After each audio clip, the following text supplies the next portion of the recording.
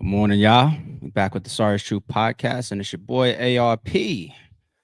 This is gonna be an interesting stream. If you see the title here, Kendrick Lamar halftime show exposes more racism and cultural divide. I got three streamers in a thumbnail. I'm gonna speak about all three of them, but there's also somebody and an example that I want to bring up on this stream to further discuss the title. Let's start here. Huh. The word ignorance, we know by definition, right? The word ignorance is not an insult. It's not a diss. It's not calling somebody out of their name.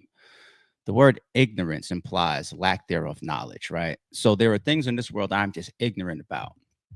And when you are ignorant about somebody's culture, when you're ignorant about hip hop, when you're ignorant about even the visuals or the messages that you're seeing, i.e., like a halftime show, your ignorance can then invoke other feelings, other passions, other areas of your personality and character that possibly were hidden. This is why lack of knowledge in certain areas and ignorance sometimes will expose and trigger things like racism and definitely cultural divide. At this point, it's very clear for anybody that wants to accept the truth and the reality of the layout of the songs, the layout of the halftime show, the messaging, the hidden messages, everything that was put together and scripted for Kendrick Lamar to deliver history. It's very clear that it created a cultural divide, but that was the point, to expose that stuff, to show America and the differences of hip hop culture, self-expression, oppression, divide, bring that stuff to the forefront. And that's why I said on yesterday's stream, I give Kendrick a lot of credit for the sacrifice. When I see people upset because they wanted more, or they wanted something different, or they wanted different songs. That's making my point.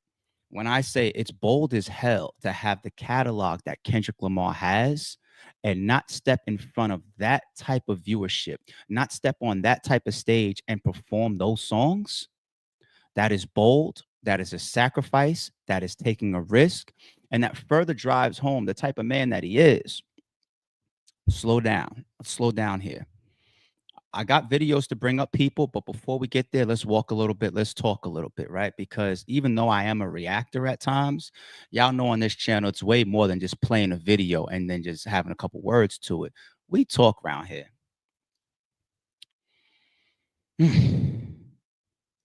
The cultural divide.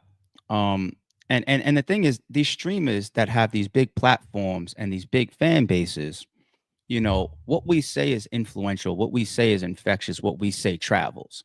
What I say on this podcast today can travel and steer the opinions, or maybe change some of the thoughts of, like, let's say 100 people, let's say maybe 1,000 people, right? That's what you call influence, right? You got a Kai Sinat, you got a DJ Academics, you got an Aiden Ross, you got guys like that you see in my thumbnail. What they say and how they react can change the opinions of thousands, if not millions of people. That's why artists like Drake go to them and stream with them, or text message them and try to, gain their favor. Or record labels call them, or sometimes people release soundtracks and dirt to them. This is even all the way up through the government, right? Yeah, don't be shocked if the next presidential run you see the Kai Cenats of the world all invited to give speeches and whatnot, because streamers, from an influence standpoint, have gained their respect, right? Ask Lil Baby, right? It's all true. It's right there for us to see as long as we interpret it. Now, racism, I'm gonna save towards the latter part of this stream in the example that I bring up, and it's disgusting. It's absolutely disgusting. But going back to hip hop first, the divide that Kendrick and Drake created at first was maybe your favorite rapper versus his favorite rapper, whoever, whatever you stood with, or whatever. Or if you were there like me, where you were saying, I want to see who's going to have the better songs, right? Jay-Z has always been my goal. I always put Jay-Z higher up on my personal scale for hip hop music and albums and singles and deliverance towards the culture than Nas. Nas has always been one of my goats, but in the midst of that battle, when Nas dropped Ether, I didn't play ignorant. I didn't run and tuck my tail. I didn't reach for a million excuses. I said, Jay, you got your ass whooped. And this is all the reasons why, and it's okay. The personal investment that people are starting to have, why did I just say starting to? Been having within Kendrick Lamar and Drake, the impact of this shit is so massive. It is literally making America show their racist sides. It's literally showing the cultural lack thereof. Not just in Drake, not just for him trying to paint Drake as this Canadian that's out of touch and he grew up this way and he acts this way and this is really his back history and he's really this manufactured, pop star. Fuck Drake. Just like the halftime show. Like y'all want it to be all about Drake, but it's bigger than Drake. What did Kendrick say? 40 acres and a mule. This is bigger than, but y'all want to ignore it because it's better for y'all to focus on your champion Drake. But back to the divide that it creates. It was supposed to be just hip hop. Then maybe your favorite rapper, which automatically creates a bias. Past that now, the cultural divide. And it does happen when, Kendrick puts tags on Drake, such as you are pillaging Atlanta rappers or the Atlanta scene, for example, or you are like he's painting Drake as a vulture. Great angle. And I'm not trying to say that it's true. You guys are never going to see me come up here and imply so heavy of a bias that it's going to change my thoughts versus what I actually see in front of me. The angles worked, right? The angles worked when he mentions 2 Chainz, and it's and he's playing divide and conquer. I'm smart enough to understand the hip hop battle rap tactics at play. Does it make me change how I look at Drake as a man until I start seeing things and interpret things for myself? Past that now, when you step above Drake, it starts to show the cultural divide, person to person, right? It even exposes character traits, like when you have, like, let's say people that want to sweep under the rug things that are clearly wrong with Drake's defamation lawsuit, etc. Right? And you got the malls of the world, and shout out to Maul. Like when I did my Maul stream, there was no disrespect for him. I still respect him as a man. I just hope that he shapes up that a little bit. But shout out to Maul. I like Maul. Um, when you got the malls of the world and the academics of the world, and we watch them tell us that the sky is purple, you're creating a like the type of divide that continues to get created by all these fans and these hip hop supporters that are watching us. We get to the level now of the Grammys and the halftime show. And at this point, people have a political, a racial, a cultural, and as well as a hip hop stake in this battle. And that divide is extremely visible to me. Not only is that a bad thing, but it's also a great thing because this ain't no, oh, let's paint Kendrick to be this genius. But obviously, from his halftime show and the things that are literally being said from Sam Jackson's narration and the script that they wrote, the layout of the songs, the things that Kendrick is saying, 40 acres and a mule, this is like, that's also part of their intention. Show me who you are, right? Anybody ever see the movie Inglorious Bastards? You know what the attempt is here? Like, remember when the Inglorious Bastards, when they would capture a Nazi and some of them they would let go, they would let them go after carving a swastika into their forehead. And what did he say? He said, "Look, the Nazi outfit and uniform, you could take it off and walk amongst the matrix and amongst the people, and we won't know who you are. But this scar, this symbol on your forehead will show people you're a fucking Nazi and you can't take it off." Mel Gibson, like if the recording doesn't come out, we don't know. Hulk Hogan, if the recording doesn't come out, we don't know. Some of these NBA owners, if the recordings don't come out, we don't know who you really are. And this battle is exposing a lot of people. It's refreshing for me to a degree, but it's also sad too. So it's just like it's bittersweet for somebody like me when you interpret what's really happening out there. I've never seen no shit like this before. And at core roots, some people would say, damn, just over a battle. But there are just these things in history, whether it's a rap battle, whether it's a political run, whether it's a Rodney King beating, whether it's an assassination. There are things in history that make all the people stand up. They pick sides, they volley back and forth their opinions, and then we get to watch and say, okay, you're the person with the scar on your forehead. You're the person that wants to build the wall. You're the person that thinks all brown has a problem. You're the person that think you see what I'm saying, people? This shit is bigger than Nino Brown. Like, all right, it's wild, B. I'm gonna stay calm though. I'm gonna stay calm because what frustrates the shit out of me, and it comes from some of my fucking genetics, the ability to read. And when I see things that I feel like a lot of people can't see, it frustrates the shit out of you. And when it's the people that don't see it or ignore it, and they're the ones that are influential, it cuts through my brain. It's just like fuck. Let's go to the first thing that I want to share. Um that's the first thing I want to share, and I'm proud to share it because it's hip hop, not because this is some super team Kendrick channel, because it's hip hop. Let's be clear. On the record, this video will be on the channel forever. On the record, I'm proud of this because it's hip hop, not Kendrick. Okay? Here are the top 10 most watched Super Bowl halftime shows. This is fucking incredible. 10, Black Eyed Peas. 9, Beyonce.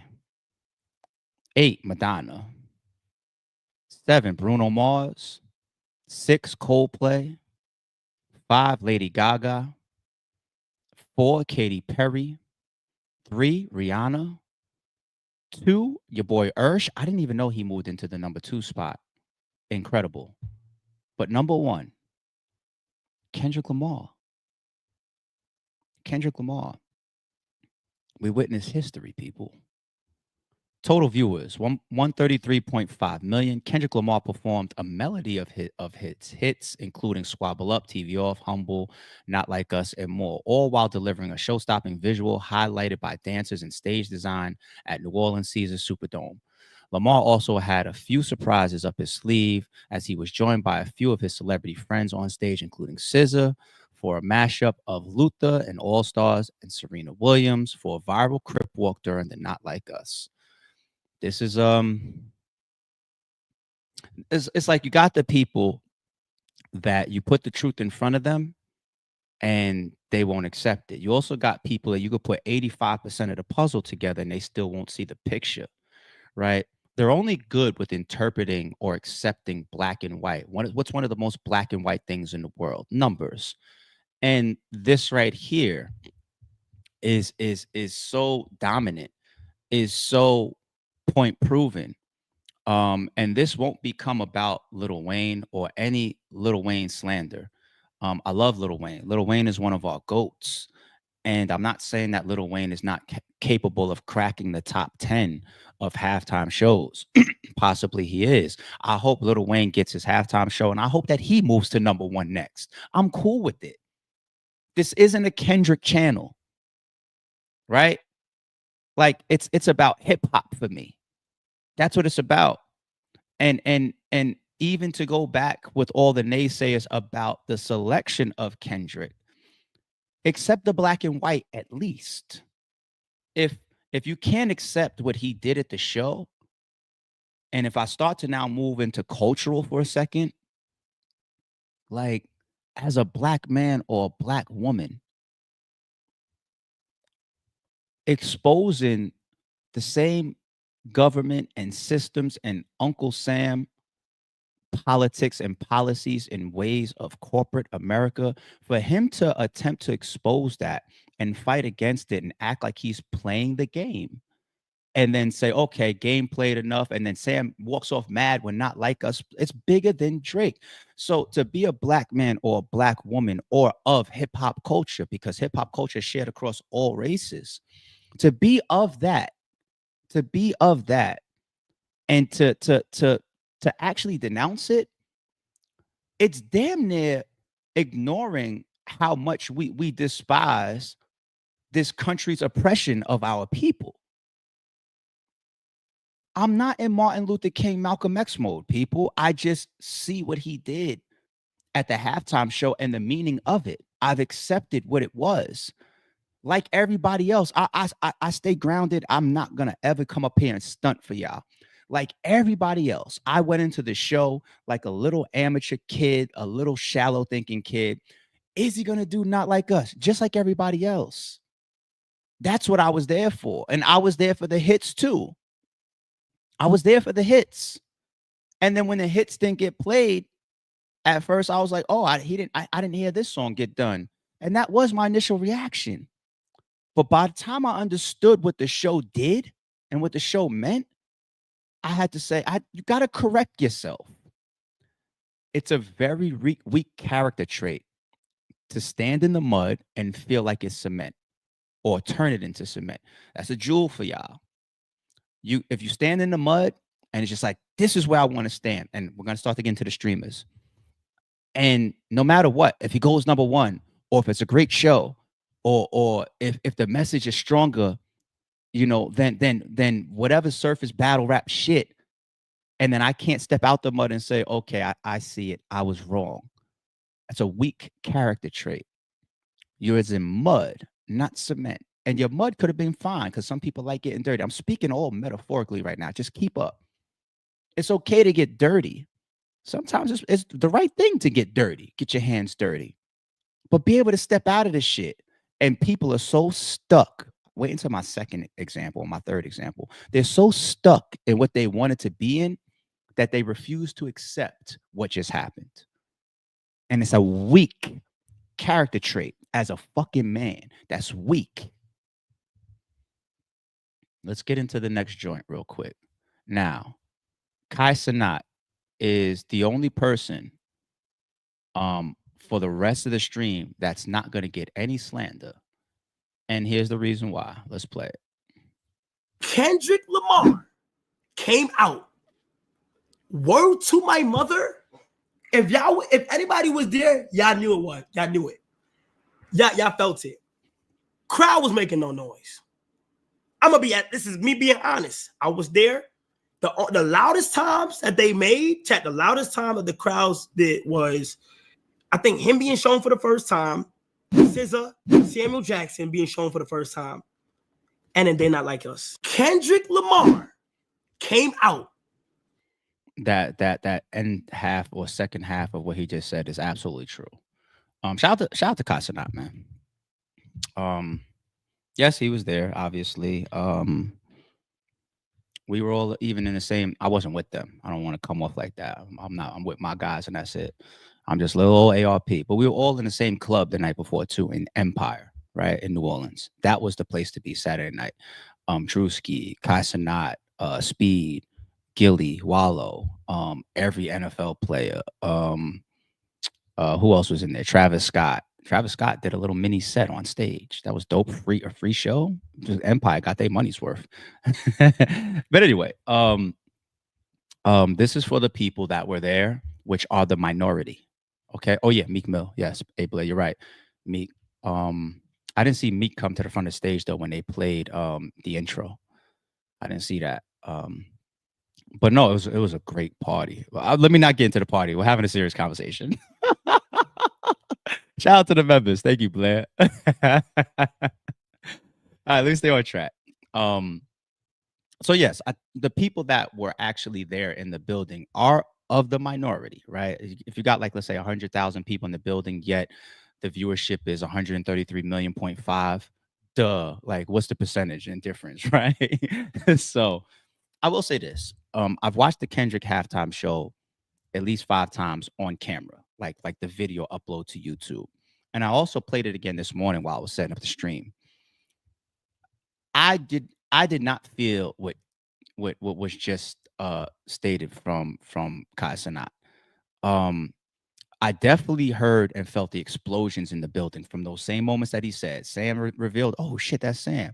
Scissor revealed, when Not Like Us, even when the Not Like Us beat was teased early on, you heard the crowd explode, right? But as I watch the videos now, post Super Bowl, I'm not listening to it and hearing a bunch of added effects or added crowd react. I don't hear that. That happens 100% in Hollywood and in production. Absolutely.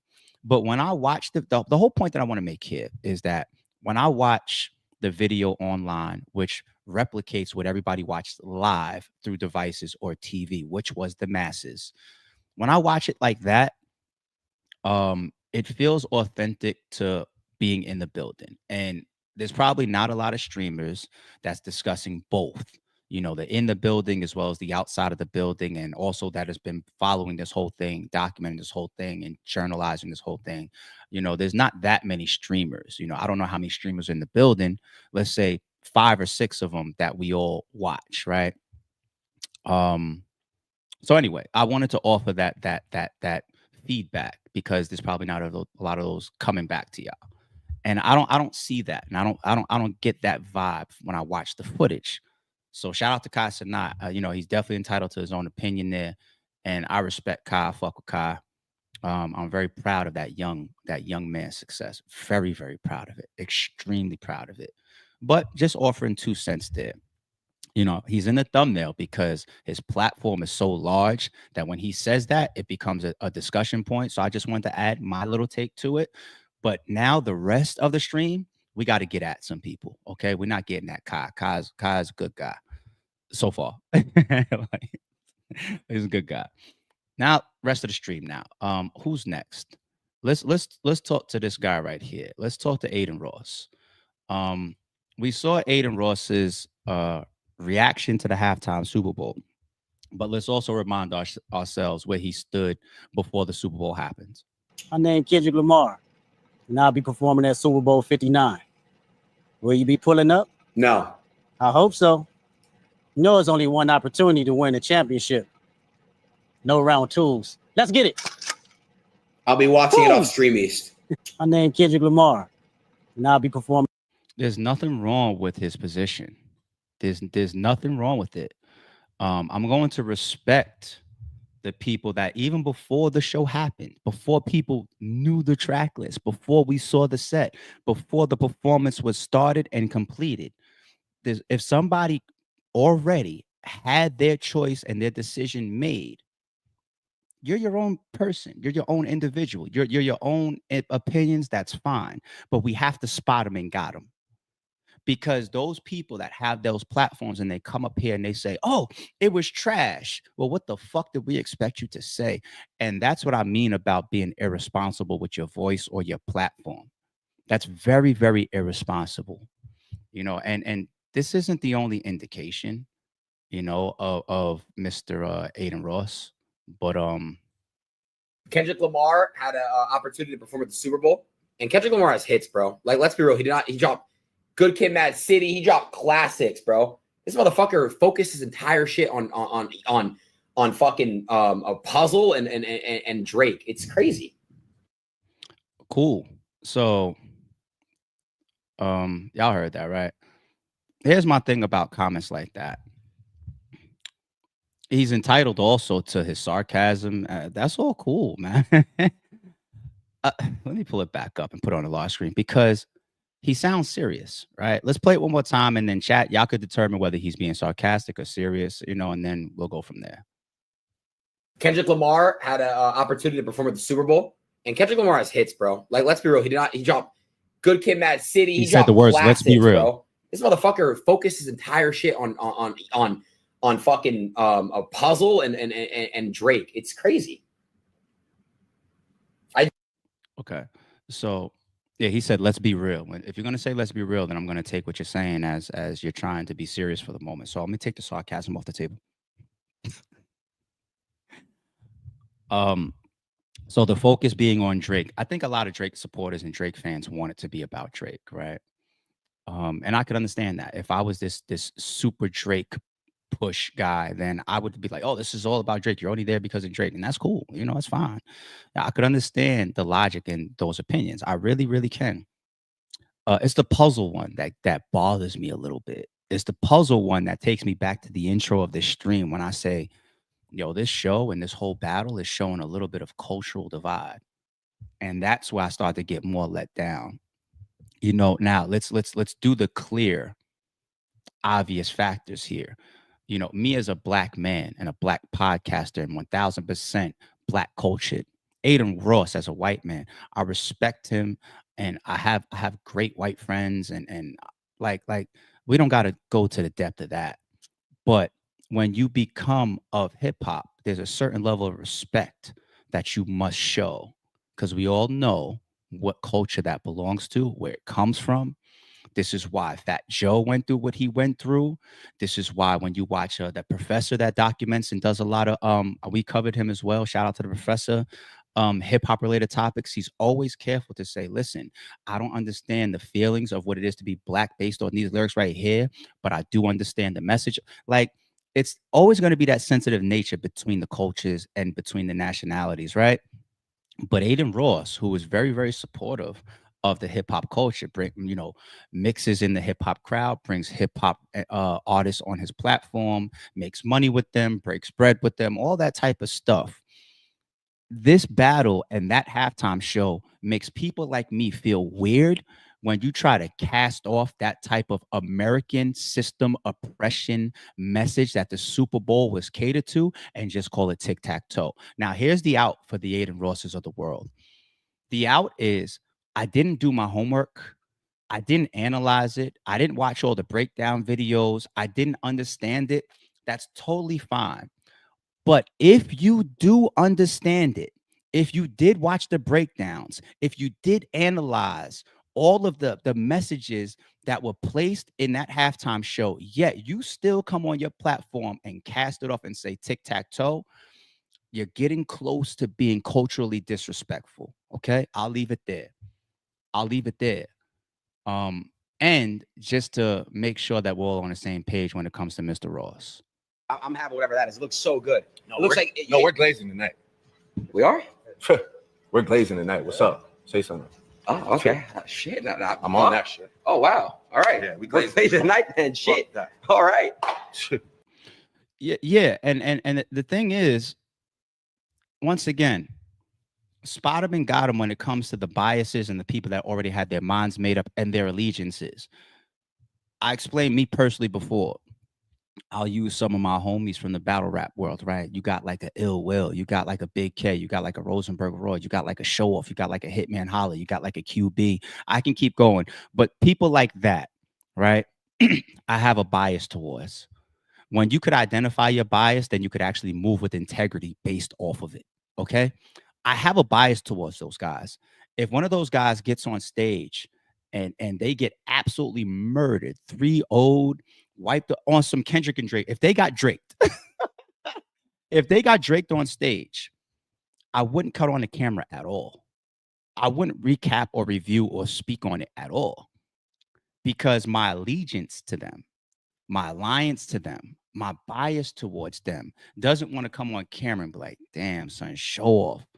His fucking rounds was trash. And then Rosenberg Raw, like he got killed and his material was shit. And Hitman Holla, he wasn't prepared. It was a money grab for him. And Ill Will, he tried to freestyle and it didn't work. And Big K, all he was doing was punching. He had no angles. And QB, she dropped the ball. If I did that, then my principles as a man of how I treat my friends, I violated. I've crossed it. But when you want to keep your integrity, I can't get on camera and try to clean those situations up and say, no, that wasn't choking that was happening with Ill Will. He was just clearing his throat. That's what these streamers are doing. And just like that, in split seconds, your integrity is trashed, right? Your integrity is trashed. And that's why I say spot him, got him. Because if you're up there doing the whole glazing shit, like literally, we're glazing tonight. Like we just played it. No disrespect. No disrespect. I don't disrespect people like that. But this is your words. I'm just playing it to show that level of bias show how you felt and where you stood before the halftime show, and then show your reaction after the halftime show. That puts you in a position to just say tic-tac-toe. Hopefully you missed it, or we're seeing the cultural divide continue. I don't know. We'll figure that out. He could speak to that if he ever wants to. Maybe he doesn't have to. Maybe him and his fan base just stay just like that. If we want to go off of Aiden Ross, because I don't want to be a disrespectful person, if we want to talk about cultural divide in America, even at a political level, there tends to be a different type of person a majority of the time. I'm not going to say all the time, that we feel is like a Trump supporter, especially during his last run. Okay? I think that's the way to paint the picture, right? I don't like politics and religion on my channel, but his last run, not this one, the one prior, right? When we saw the footage of like black people walking through the crowd of his rallies and getting spit on and slapped on or whatever, and all the controversy behind building the wall, and we felt like it was damn near that run felt like an attack against brown-skinned people, right? And it made brown-skinned people, meaning Hispanic, different nationality, Black, it made people see, if you had that Trump flag in your front yard, it made you feel weird, right? I'm not lying. And that's what you streamers will do. If you shit on the angles from the halftime show that were based on the system's oppression and America's energy towards brown-skinned people, be careful, people. Be careful. I guess we knew that this was coming, right? We'll do a little bit of this one. Why not? Also, I gotta address some of y'all, man. You fucking rap. Y'all even rap nerds. Y'all are just anti-Drake grifters. Let's just call it what it is. You anti-Drake grifters, woke mob, and woke idiots, especially over at Twitter, stop telling me what I missed with this performance. Nigga, this ain't a puzzle. This ain't no mystery room. If I missed mystery it, it was trash. It's a performance. Mystery room is funny. I ain't gonna lie. Mystery room is funny. He had a ball with that. I ain't gonna lie. This ain't no mystery room. I ain't gonna trash academics over that one. I'm gonna be calmer in that one. The Aiden Ross one, the puzzle one, that one bothered me more, But anyway, this one, what it shows is the shallow nature of what we don't want hip hop to represent. When we have our woke moments, like Jay-Z tried to do this. I could use something that has nothing to do with the cultural vibe because it was Black Goat versus Black Goat, right? When Jay-Z goes at Nas and he says, fuck, you trying to kick knowledge? What he's trying to do is place in our minds, like, don't fuck with that style of music, but it's a battle rap angle, right? Actually, that was literally a question that Sway asked both of them. And Jay-Z's answer was, in the midst of a battle, you got to try to take angles and shit. Jay-Z basically, out of his own mouth in that interview with Nas and Sway, admit that I don't really believe that shit, right? It's an angle. Fuck, you trying to kick knowledge, right? Sharif and all these niggas, like, these are what we use forever. Like, the person that comes along and says, everybody chill, black man, say we got to fight against the man in order. Fuck, you try to kick knowledge. It became a diss in our culture.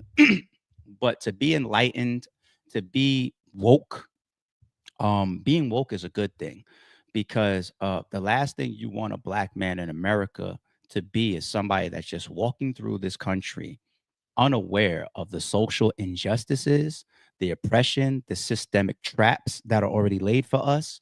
This is the last thing you want. That a sleep person is the one that you easily control, right? Those are the ones that are plugged into the matrix forever, right? The neos of the world, whether you're black, brown, white, the neos of the world are the ones that say, what that presidential candidate just said is bullshit. What that mayor just did, yeah, he just stole. He's a fuck boy, or he's fraud. being woke is actually a good thing. Being woke is not to be confused with somebody that just dives into conspiracies too much and wants to live there and try to act like they're exposed and everything. Like when I listen to Alex Jones, I'm just like, yo, you might have a couple jewels, but then you also got a lot of other stuff that's just fluff because you live in that conspiracy a little bit too much for me to take everything you say as a jewel. You can't. You got to take everything with a grain of salt from those type of people. But the hip hop culture and the music of hip hop academics, the last thing that we want is for hip hop's reputation to be the only thing we could do is sell drugs and play basketball, right? Or shoot each other. That's the last thing we want the culture's reputation to be. Unfortunately, that stereotype is deserving. That stereotype is deserving because we have a lot of songs where it's bang bang shoot him up and kill him and I stabbed him and I did this and I took his girl and fuck these hoes and fuck these bitches and I'm popping these mollies and yeah I got crack for sale and all that stuff. That is our culture when it comes to hip hop. Yes, I accept it and I wear that badge. I take the good with the bad and I bump that music just like anybody else. I love that music just like anybody else. You know what I'm saying? I accept it. You know what I'm saying? But if we have our Nas's, if we have our Kendricks, if we have our rappers that are very, very capable of coming through this bitch and delivering a message and also crossing bounds for us as a culture and as a people, representing our culture, representing hip hop, showing the higher levels of intellect, showing that we could reach new bounds, like going #1 Super Bowl halftime show viewership of all time. You know, to fight against that is a little bit counterproductive, black man. It's a little bit counterproductive, black man. I don't know if you see that angle to some of the stuff that you do when you attack being woke, right? Or being aware as a black man in hip hop with those type of lyrics. And then you graduate that and you sacrifice and you embed that whole Uncle Sam narration and scripted message towards America at the fucking Super Bowl.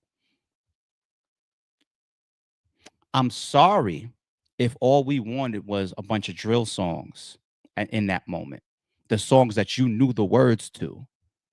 I went in expecting that too. But when you give the kid the foul taste in medicine, right? A lot of these parents is hiding that shit in applesauce. You fucking get it.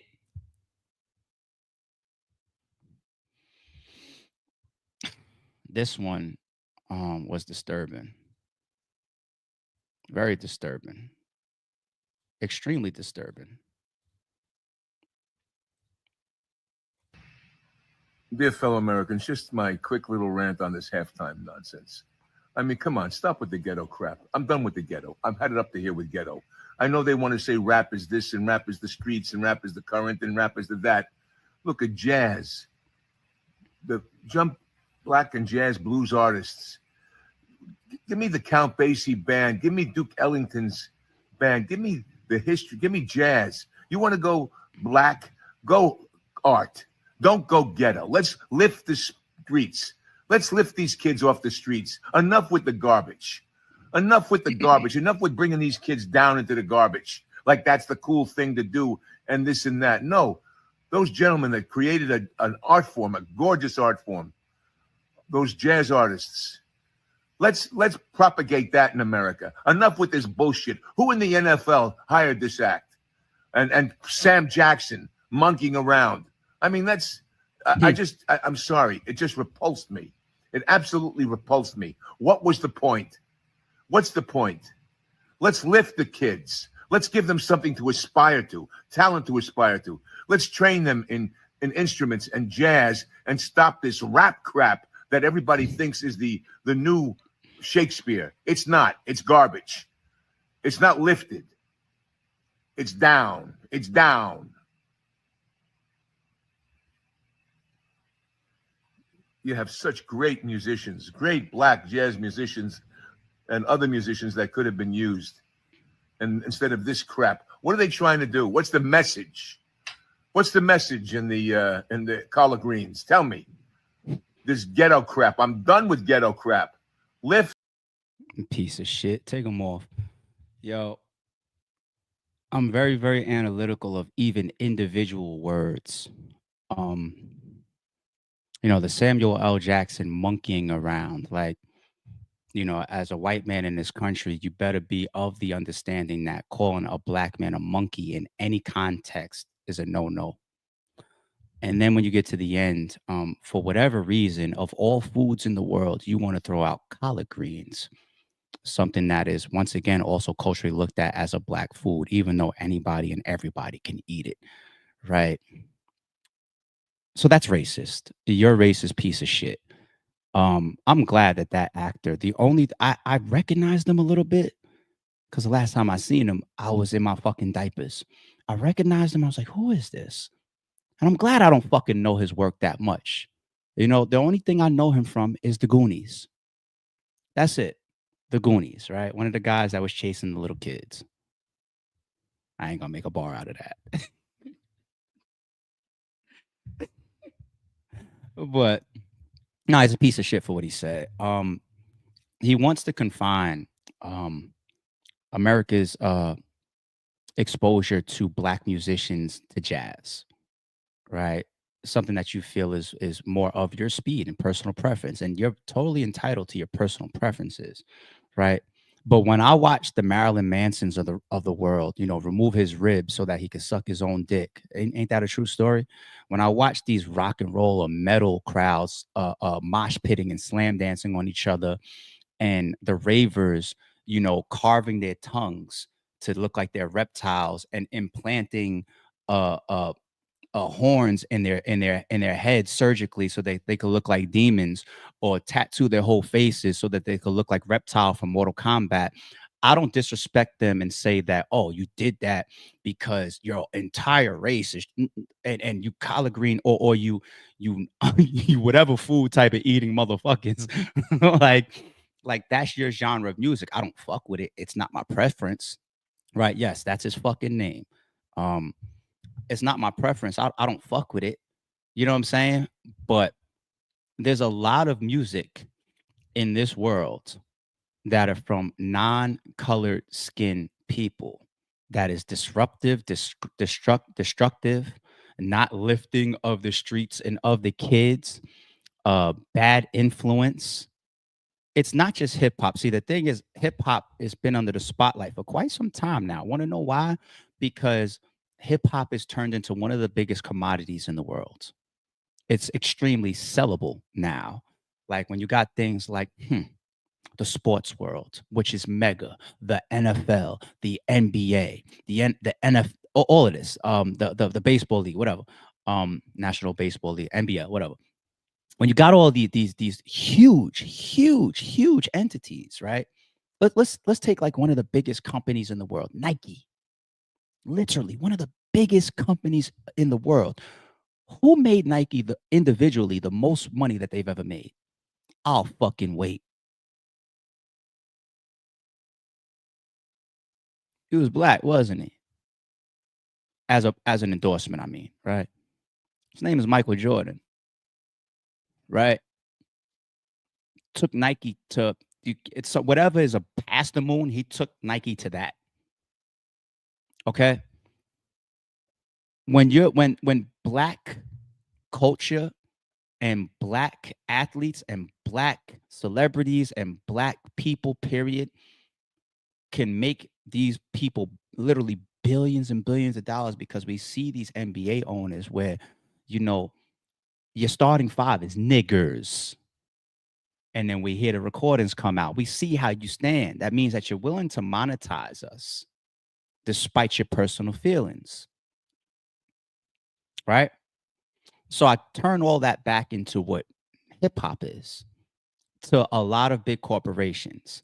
When you see the NBA in the bubble, right? And when it's, coming off of George Floyd, etc., and we see the painting on the side of the court that says Black Lives Matter. There's possibly some people in them upper offices that don't want that don't care for that to be in their camera, don't care for that to be on their courts. racism still allowed? They should be concealing it. Damn, yeah, I'll use your own lyrics. What happened to you? But anyway, the point of all of this type of shit is we are a commodity to a lot of people, unfortunately. But at least we are a commodity. At least we are valued, right? And that's another reason why hip hop has been pushed to the front of commercialism over the past, like, let's say, I don't know, 10 years plus, where your commercials, your State Farms, and these companies, this is why we're a commodity. Some people might say if it can't be used, you're useless. Some people might say that this is also progressing Black people and Black nationality and Black culture. There are a lot of positives in it. But we do understand above, those tapes might come out one day and show me how you really feel about me. So that's why you're not getting jazz, you piece of shit. Jazz isn't the commodity that hip hop is. And once again, I don't need to delve into how much music out there that is non-hip hop that is destructive or bad influence. But people, getting back to the title, Kendrick Lamar's halftime show exposes more racism and cultural divide. Just pay attention. Just pay attention, because you're going to see people that purposefully want to act like it's just tic-tac-toe that happened and keep an eye on you. You got other people that say, I don't want to see this shit. Fuck all you woke people. Damn. You just want us to only be drill music, I guess. God forbid we have a message every once in a while. Got to watch those people. There'll be other people as well that come out and say, yo, let's stop it with the collard greens and the monkeying around. Let's get back to jazz. You got to watch those people. This was not a good stream to have to do, but it's an important one. So like, comment, share, subscribe if you'd like. You don't have to. We're just a little small Sorry It's True podcast. If the message gets out, it gets out. If it doesn't, it doesn't. But over here, oh, best believe I understand. Don't confuse silence with work ethic. I'm a boss making decisions, my first fetish. The verse cherished is perfect, that's a reverse blemish. I dropped it, connected the block, learn Tetris. This is the Sorry It's True podcast. Welcome to the house of. And shout out to the members. Red